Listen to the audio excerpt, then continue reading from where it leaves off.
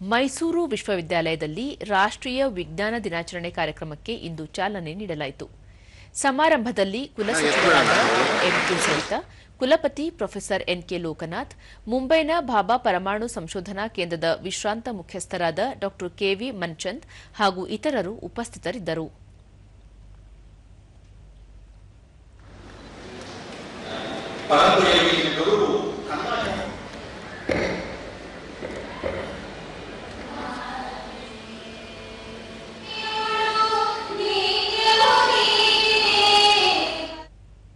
ಬಳಿಕ ಡಾ KV ಮನ್ಚಂದ್, Nobel ಪುರಸ್ಕೃತ ವಿಜ್ಞಾನಿ ಸರ್ ಸಿವಿ ರಾಮನ್ ಅವರು ವಿಜ್ಞಾನ ಕ್ಷೇತ್ರಕ್ಕೆ ಅಪಾರ ಕೊಡುಗೆ ನೀಡಿದ್ದಾರೆ.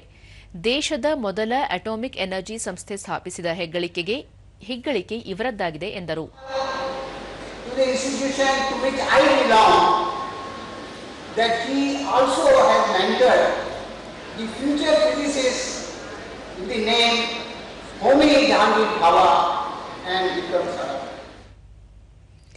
ಪ್ರೊಫೆಸರ್ ಎನ್ಕೆ ಲೋಕನಾಥ್ ಆವಿಷ್ಕಾರಗಳ ಮೂಲಕ ವಿಶ್ವದಲ್ಲಿ ಆಗುತ್ತಿರುವ ಹವಾಮಾನ ಬದಲಾವಣೆ ಬಗ್ಗೆಯೂ ಸಹ ಅಧ್ಯಯನ ನಡೆಸುವ ಅಗತ್ಯವಿದೆ ಎಂದು ಹೇಳಿದರು.